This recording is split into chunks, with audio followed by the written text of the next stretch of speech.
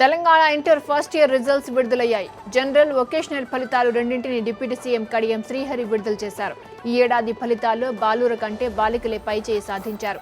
ఫలితాల్లో రంగారెడ్డి జిల్లా 71%తో మొదటి స్థానంలో నిలిచింది. నల్గొండ జిల్లాకు 43%తో చివరి స్థానం దక్కింది. 4,31,361 మంది విద్యార్థులు పరీక్షలకు హాజరు కాగా 2,39,954 మంది ఉత్తీర్ణులయ్యారు. మే 25 నుంచి జూన్ 1 వరకు అడ్వాన్స్డ్ పరీక్షలు నిర్వహించనున్నారు. పరీక్ష ఫీజు తుది గడువు మే 1గా నిర్ణయించారు. ఈ సంవత్సరం జరిగిన ఫస్ట్ ఇయర్ ఇంటర్మీడియట్ పరీక్షలలో జనరల్ కేటగిరీ కింద 4,31,363 మంది విద్యార్థులు పాల్గొన్నారు.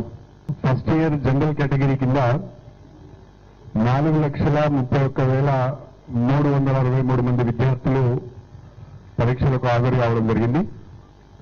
వొకేషనల్ శ్రేణిలో 35,085 మంది పరీక్షలకు హాజరయ్యారు.